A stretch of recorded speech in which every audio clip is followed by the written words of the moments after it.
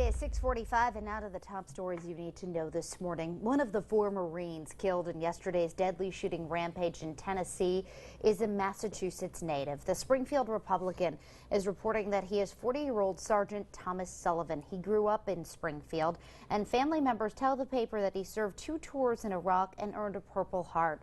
Governor Charlie Baker has ordered flags at all state buildings to be lowered to half-staff. And the deadly attacks in Chattanooga come just weeks after warnings from counterterrorism officials called for heightened security across the country. Those officials said there was no specific threat, but warned of increased attacks from the Islamic State terrorist group inside the U.S. Investigators now want to know if the gunman in Chattanooga was one of those followers. In Texas, a mysterious death in a jail cell under investigation and the arrest of the woman in custody caught on camera. The video sparking outrage on social media.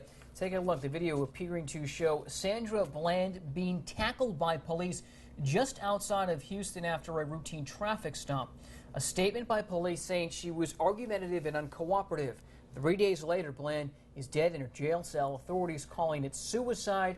Her family heartbroken, saying that's just not possible, being that she was just getting ready to start a job in Texas and had a bright future. The man who killed 12 people and left dozens more wounded in a Colorado movie theater has been found guilty on all 165 counts. The jury came back after 13 hours of deliberations. Those same jurors will now decide whether James Holmes will be executed or sentenced to life in prison for his 2012 terror attack during a midnight showing of The Dark Knight Rises.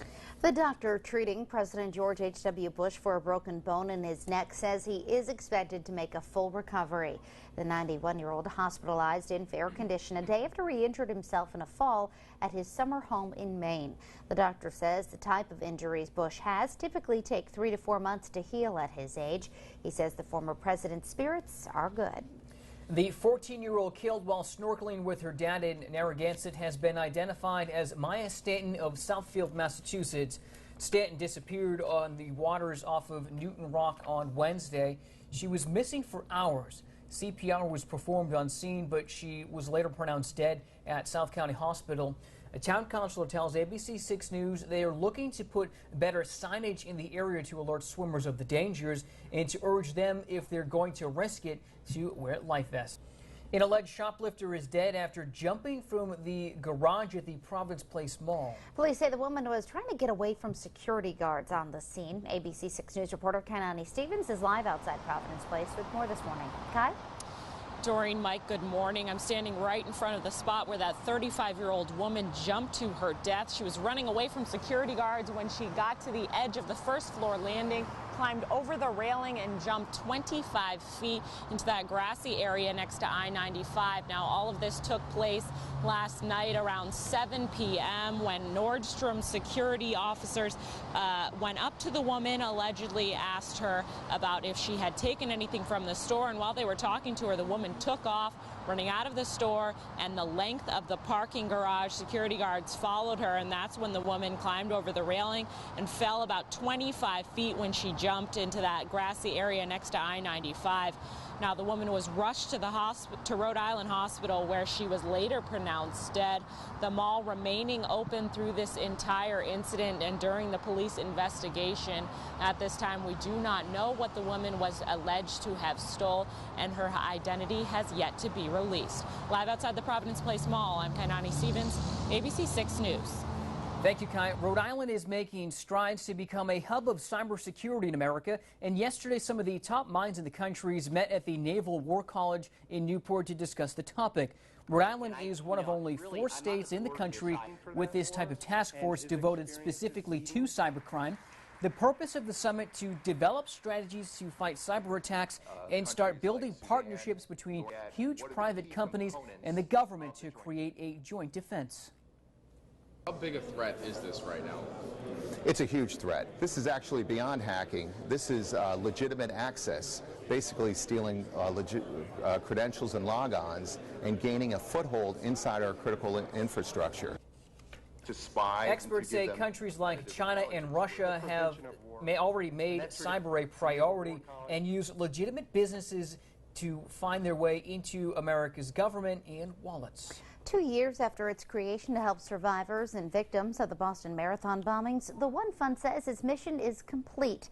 The fund, established by the late Mayor Menino and Governor Patrick in the days immediately following the bombings, collected and distributed nearly $80 million in cash gifts from more than 200,000 people, businesses, and community organizations, and gave it to more than 200 survivors and victims' families. After distributing its last $800,000 in gifts, the fund will work with the state to be officially dissolved. Rhode Island health officials are now reopening 2 beaches in Warwick after bacteria tests prove it's safe. Oakland Beach and Connecticut Point Beach are back open for swimming. The department says water tests show bacteria levels have returned within normal limits. The state regularly monitors water quality at beaches throughout the summer months to ensure safe conditions for swimmers. A 4-month-old baby left alone in a car in Connecticut while her mother went to work out not once, but twice. Police in Norwalk say a Good Samaritan walking through a parking garage yesterday afternoon heard cries from the child and began searching until she found the little girl. The baby was in a car seat with the windows rolled up. The baby was definitely hot and warm when I touched her toes. She wasn't sweaty or anything, but could tell had been crying for a while. Wow. And under distress. Police say the mother returned to the car as firefighters were breaking into it. She admitted to police she left the baby alone in the car earlier in the morning for about an hour and then again for about 30 minutes in the afternoon so she could work out. She's now facing child endangerment charges.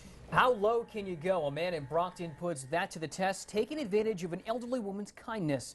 According to police, he knocked on the door of an 89-year-old woman's home on Tuesday, asking to use the phone.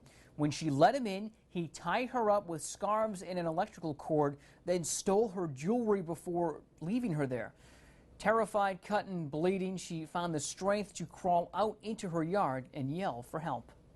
The people across the street happened to be around working on the home, and they heard her screaming. Hearing that this happened to her is just awful. I really hope this person's caught. The woman was taken to the hospital. She's expected to be okay. The suspect is still on the loose. A Central Falls man has been arrested for the 41st time. 30-year-old Brendan Hayes was busted by state police when they found a loaded handgun, 3 bags of marijuana, and drug packaging materials in a car he was driving in Warwick.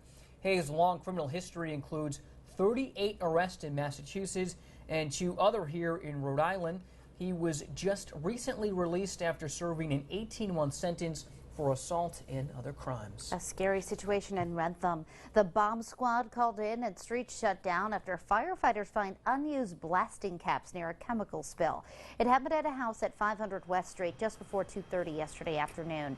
Firefighters responding to a report of a chemical spill in a greenhouse behind the home found unused blasting caps nearby. The incident forced people to stay inside and several streets to be shut down as the threat was taken care of. It was very scary. I had no idea that stuff was in there. We thought it was just pipes and metal in there. We didn't know there was any chemicals in there either. Crews gave the all clear after 6 last night. They say that the blasting caps were more than 50 years old and that the chemical that spilled was an old mixture that was likely used to kill fish. We want to let you know today we're taking our 5 and 6 p.m. newscasts out on the road. We'll be broadcasting live from Federal Hill. Allie, Kevin, and John will be there, along with some special guests, including Miss Rhode Island USA. Stop by and say hello if you're in the area of Federal Hill later on today. Yeah, it's going to be a nice one, too, to be out and about doing anything. Anything today is going to be really nice. I have our beach forecast up. It's going to be a beautiful day. Our temperatures along the coastline will be in the upper 70s. Breeze out of the southwest to the south, 10 to 15 knots. Safe sun time about 15 minutes with our surf at 1 to 2 feet. Low risk of rip currents. 7-day forecast shows cool conditions through today and tomorrow. We do have a slight chance of a few showers popping up tomorrow, but not a washout by any means and not enough rain to cancel any outdoor plans. Humidity levels and temperatures rise through the end of the weekend. Temperatures into the upper 80s for Sunday and Monday with showers and storms for the start of the week. Let's get a check of the roads this morning. Here's Jim. Thanks, Chelsea. We head to the traffic map this morning. Delays in Warwick. Crews on scene for an accident, a left lane accident, 95 north near exit 10. That's causing some delays and some delays on the southbound side. 195 westbound on your brakes at the 95 split. 95 north slow just at the state offices exit. Southbound a little slow near the 610. 610 connector inbounds back to Dean Street. street right now. That's your latest Clean Care New England traffic update. Thanks, Jim. Before we go, let's head down to New York City now to see what's coming up next on GMA. Good morning. Coming up next on Good Morning America, we'll have the very latest on that deadly shooting in Chattanooga, Tennessee that left 4 Marines dead. We're learning about the recent college graduate behind the attacks, and we have full team coverage on the ground, all next on GMA. All right, 6:56 Friday morning, wrapping things up. It's going to do it for us. Good Morning America is coming up next, and we hope you'll join us for the latest on ABC 6 News at noon. Have a great Friday and have a great weekend.